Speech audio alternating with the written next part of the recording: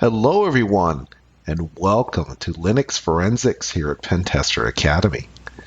In this video, we're going to show you the final version of our Python scripts that allow us to read in all of that metadata from the superblock and from the group descriptors.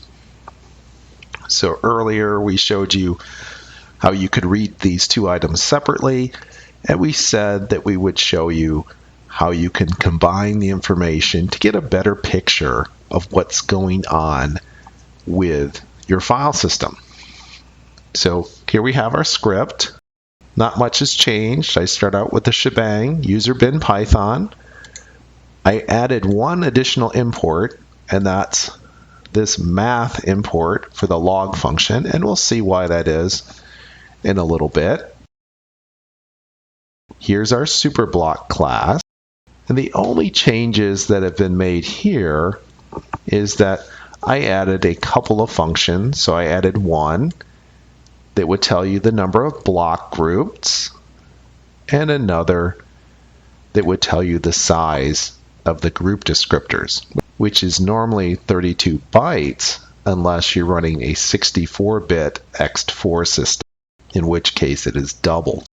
A couple of other things that were added right here. I added some helper functions to tell you where does a particular group start. So what's the starting block for a given group number? What's the ending block? What's the starting inode? What's the ending inode? And also I added some methods where you can get the group from a block number. So you might say, is this block in a particular group? And it will tell you. I can also get the group index from a block. I can get the group from an inode, and the group index from an inode. So this tells me for a particular block, which group is it in, and within that group, what is its index in the bitmaps, etc.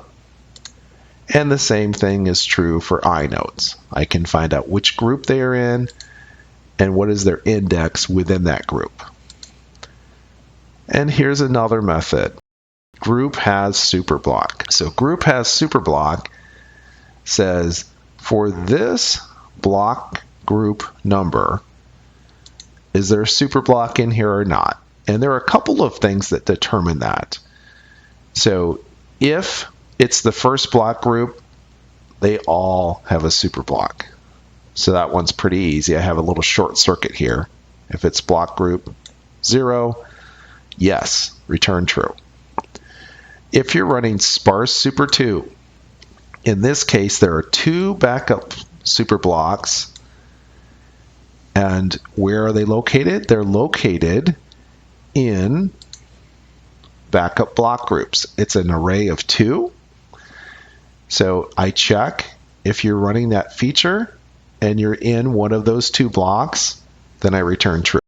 Else, if you're running sparse super, in sparse super, you have backups in block 1 and all the powers of 3, 5, and 7. So here I say, are you in block 1 or a power of 3, power of 5, power of 7?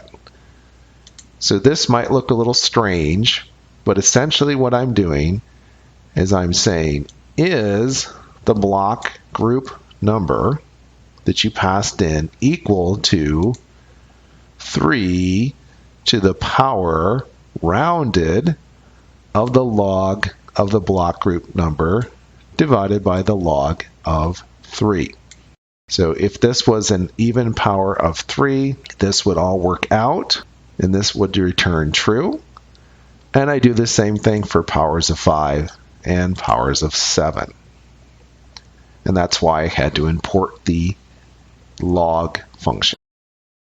And here, if you're running meta block groups, then I look for where you started the meta block groups.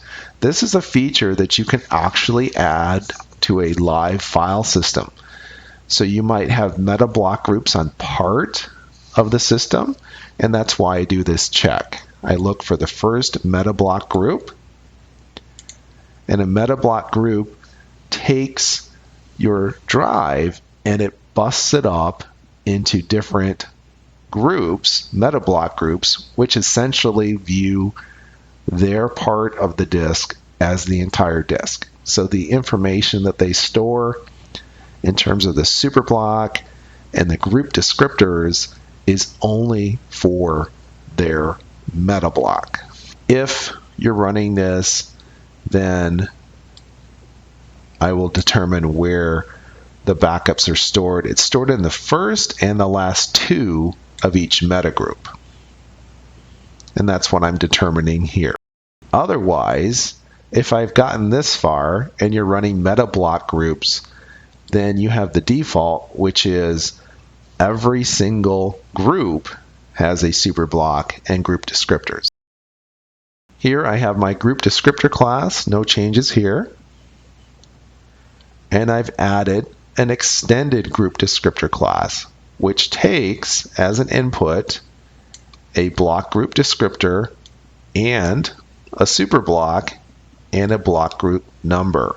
And here I take all of this information and I combine it.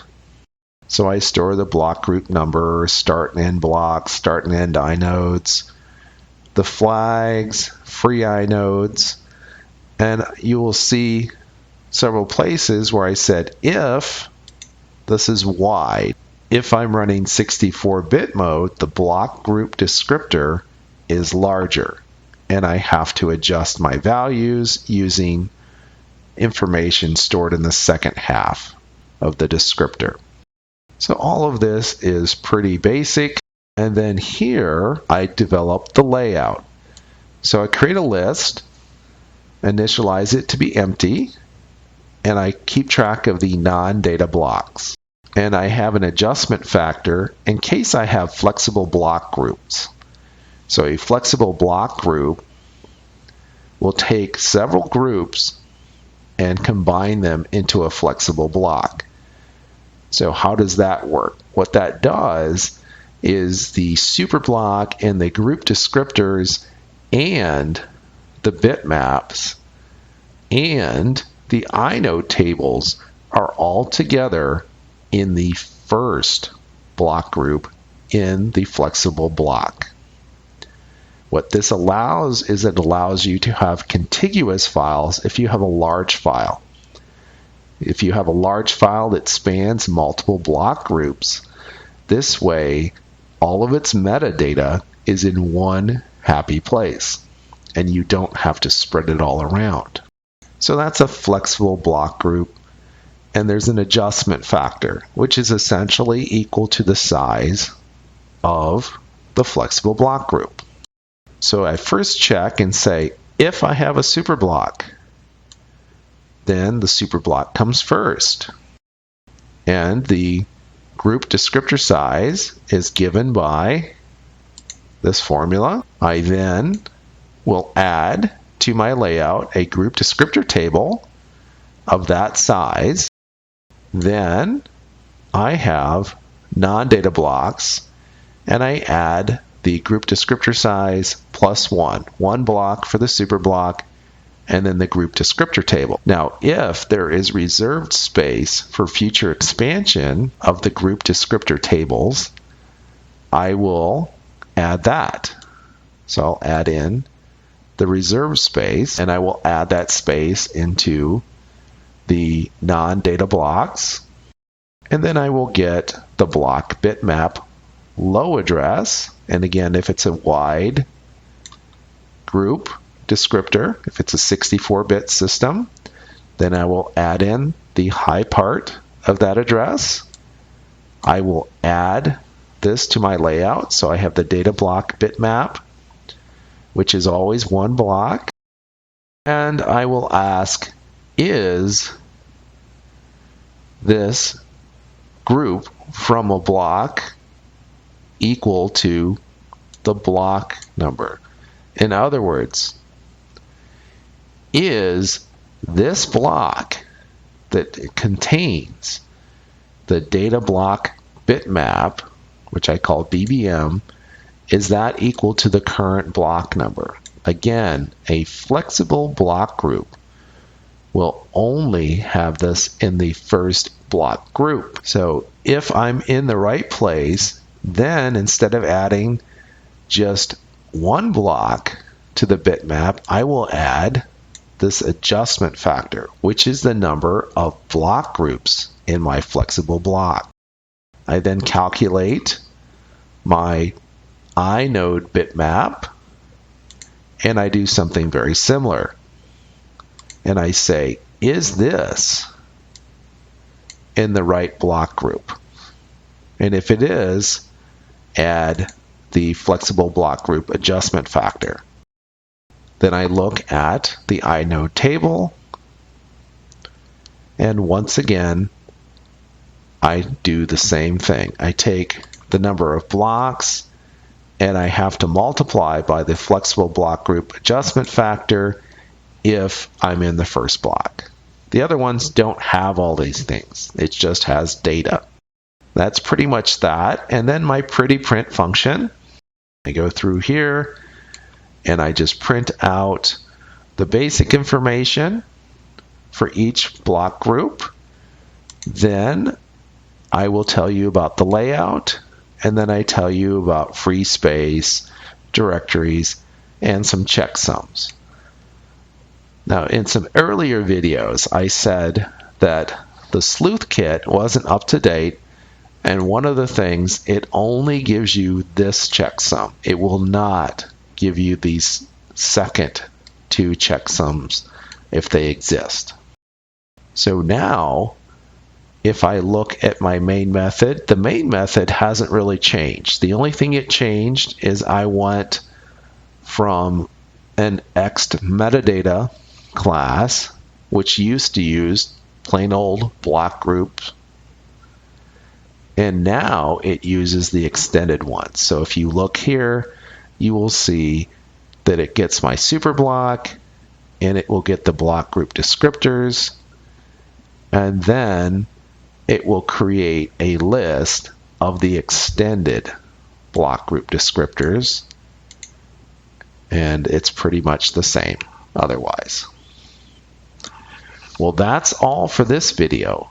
As always, if you're enjoying these videos here at Pentester Academy, please tell a friend. We'll see you soon.